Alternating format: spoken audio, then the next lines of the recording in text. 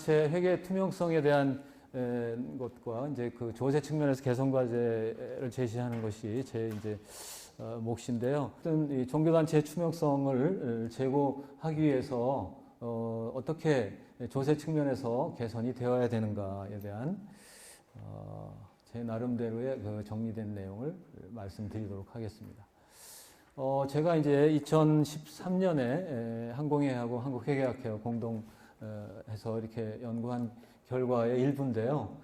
설문조사를 이렇게 해보니까 이 종교단체에서 정보를 제공받고 있느냐, 또 얼마나 자주 받고 있느냐 이런 설문을 해봤는데 종파에 따라서 조금씩 차이는 있지만 이게 제공을 못 받고 있다는 그런 비율도 상당수 있다. 특히 불교 쪽이 좀 더 많이 나온 것 같습니다. 이렇게 보면은.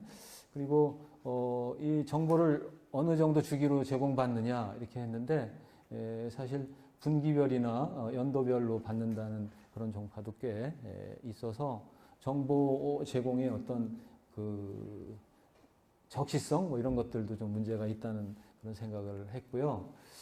그 다음에 이제 그 종교단체 그 재정 운영에 대한 그 신자들의 의견을 보니까 사실 신자들은 다 동의하고 있어요. 이렇게 검토 보고하고 또 이런 현금 내부 목적으로 사용하는 이런 거 정보를 잘 제공하고 있다고 하는데 이게 전체적인 설문으로 보면은 이 점수가 다른 것보다 낮습니다.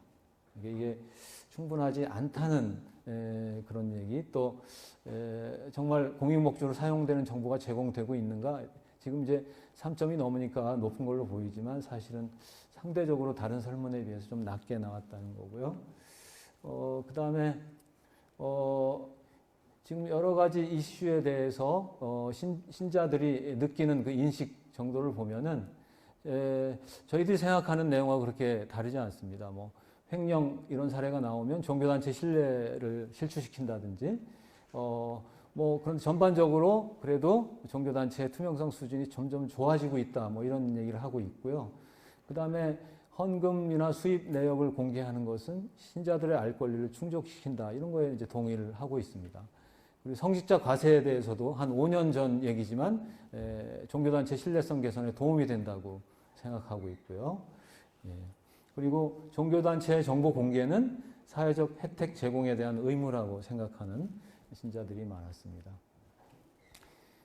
마지막으로 이제 제가 조사한 내용 중에 종교기관 재정 투명성이나 신뢰성을 높이기 위해서 어떤 일이 필요한가 이렇게 물어봤는데 사실 저희들이 생각하고 있는 그런 개선 방안에 대해서 다 동의하고 있는 것 같습니다.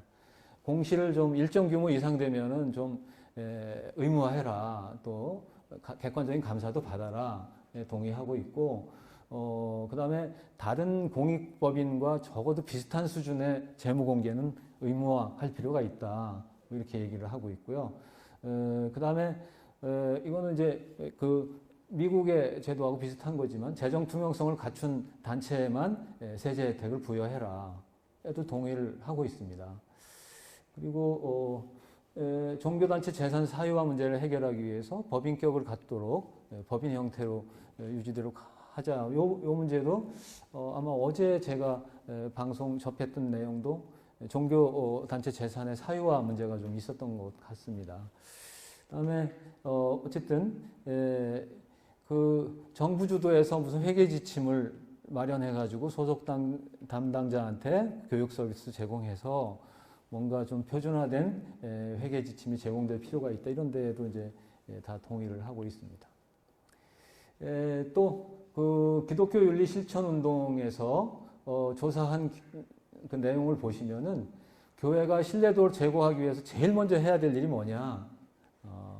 이게 불투명한 재정 사용 이 문제를 개선해야 된다.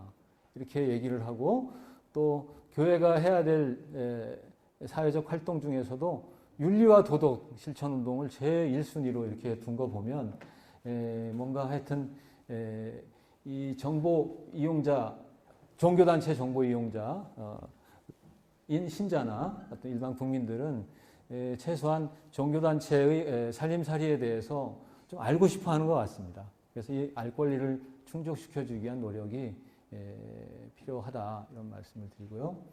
종교단체 회계 기준을 통일하고 관련 법규를 이제 조정할 필요가 있다 이런 얘기를 했는데 지금 공익법인 회계 기준이 이제 제정이 돼서 비영리 공익단체들의 이제 회계 처리가 어느 정도 비교 가능한 그런 통일된 지침이 마련이 됐고 그 다음에 2018년부터 이제 적용을 하게 되지 않습니까?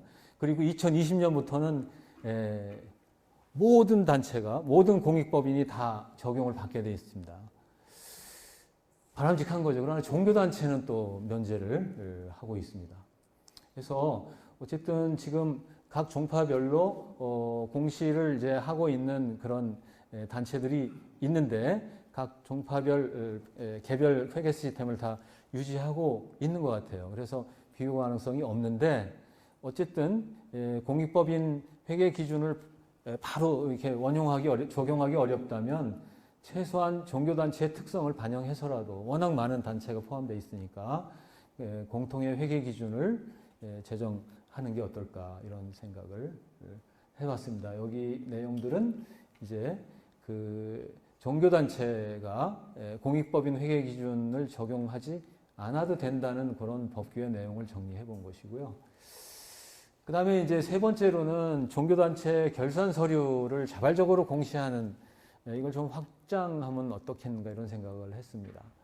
지금 모든 공익법인은 아까 말씀드린 대로 2020년이 되면 공익법인 회계 기준을 적용해서 의무적으로 다 공시를 해야 되는 그런 상황이 되는데 지금 이제 지금은 이제 뭐 이런 제한이 있죠. 자산총액 5억 원, 또 출연받은 재산과 수입 합계 금액이 3억 원 이상인 경우 이런 경우에는 의무 공시를 해야 된다 이렇게 되어 있지만 그렇지 않은 경우에도 아니면 종교단체의 경우에도 자율적으로 할 수 있다 이렇게 이제 얘기를 하고 있거든요. 그래서 일부 자율적으로 공시를 하는 그런 단체도 있고요. 지금 그런데 어쨌든 이런 것이 더 확대되었으면 좋겠다 하는 그런 생각을 합니다. 그 다음에 그래서 이제 자발적 공시를 하는 것이 왜 중요하냐라고 하면 종교단체가 어쨌든 혜택을 받으니까 의무로 생각하면 최소한의 의무이기도 하고 그 다음에 신자와 헌금을 기부한 신자 그리고 종교단체 운영자 간의 어떤 정보 불균형을 해소한다. 그럼 신뢰성이 높아지는 거죠. 그 다음에 종교단체의 재정 건전성과 지속 가능성을 담보한다는 측면에서도 뭐 꼭 지금 현행 어떤 그 법규에 의해서는 아니더라도 자발적으로 공시를 한다면 얼마나 좋겠는가 이런 생각을 했습니다. 어쨌든 이런 정보 공개는 투명성을 입증하는 수단이 될 뿐만 아니라 종교단체 운영자의 부정의 유혹을 차단하는 그런 예방적 효과도 있는 거 아닌가 이런 생각을 하기 때문에 자발적 공시 확대 노력이 필요하다 이런 생각을 하고요. 이 관련 기사를 제가 검색을 해보니까요. 이 10원 단위까지도 공개하니까 오히려 신도도 늘어나고 헌금도 늘어나더라. 이런 그 내용을 밝힌 기사가 있었고요. 또 투명하게 하니까 교인도 늘어난다. 뭐 이런 얘기 기사도 있었고요. 그래서 어쨌든 이 자발적 공개를 좀 확대하는 노력이 필요하지 않나 이런 생각을 하고요. 이거는 제가 이제 3.1 회계법인에서 3.1 미래재단에서 이제 투명 대상을 주는데 비영리 공익단체도 이제 줍니다. 그래서 이런 그 단체들이 이제 상을 받았어요. 이 상을 받은 그 단체들을 제가 한 5년 시차를 두고 조사를 해보니까 기부금이 많이 늘어났습니다. 그래서 어쨌든 종교단체도 똑같은 결과를 가져오지 않을까 이런 생각을 하게 되었습니다. 그리고 이제 너무 과도한 세제 혜택을 조정을 해라 뭐 이런 얘기를 이제 써놨는데요. 어쨌든 공익법인으로서의 종교단체가 혜택을 받는 것은 다 공감할 수가 있는데 공익법인으로서의 의무는 너무 많은 곳에서 특히 투명성과 관련해서 그 예외 조항을 인정받고 있다. 그래서 어쨌든 이런 것 때문에 열심히 공시하고 투명하게 운영되는 종교단체도 국민적 비판에 그냥 휩쓸릴 수가 있다.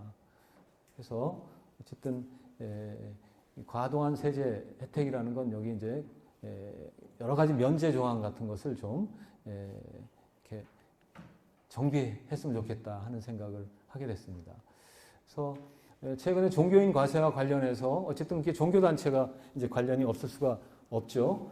종교단체가 이제 그 증빙을 마련하고 그걸 기록으로 남겨야 되니까요. 근데 여기도 명세서 제출도 가산세를 유예시켜 놨고요. 그 다음에 구분 기장을 하는 것도 미이행할 경우에 제재 조항이 없고요. 그러니까 지금 종교 관련 그 종사자에게 지급한 금액이 이제 종교인 소득이 될 건데요. 그리고 그 이외에 종교 활동과 관련된 지출 이게 구분해서 기장을 하고 관리해야 된다라고 이렇게 하면서도 미이행에 대한 제재 조항이 없다 이런 생각이고요. 그 다음에 종교인 소득에 대해서 질문 조사의 범위도 여기 이런 아주 강력한 조항이 있습니다. 종교단체 회계에 대해서는 조사하거나 제출을 명할 수 없다고 이렇게 이런 조항들을 끼워 넣어서 결국 이게 종교단체의 투명성을 다 떨어뜨리는 그런 내용들이라고 생각이 됩니다. 그리고 여기 이제 각종 예외 조항에 대한 내용들이 이제 이렇게 있다. 이런 것들이. 그래서 이런 것들이 이제 또 다른 혜택이다. 뭐 이런 이제 얘기를 하는 것입니다. 그래서 종교단체에 이렇게 광범위하게 국세나 지방세 혜택이 있고 또 여러 가지 의무까지 면제하는 혜택을 제공받고 있다. 그래서 그 정도 되면 최소한도 이런 과도한 혜택에 대해서 계속 제공해도 되는지 최초의 혜택을 제공할 여부를 갖다 심사도 잘 해야 되고 심사 이후에 계속 제공해도 되는지도 심사를 좀 강화할 필요가 있지 않겠는가. 지금 기재부에서 최근에 2019년 세제 개편안을 보면은 공익법인에 대한 사전 사후 관리를 더 엄격하게 하겠다고 하고 있습니다. 그런데 종교단체가 또 거기에서 또 예외를 인정받고 있는 상황이죠. 그래서 어쨌든 미국과 같이 이렇게 민간기구를 구성해서 종교단체 면세 혜택을 지속 제공할 건지를 심사하는 것도 한번 생각해 볼 필요가 있지 않겠는가 이런 생각을 해봤습니다.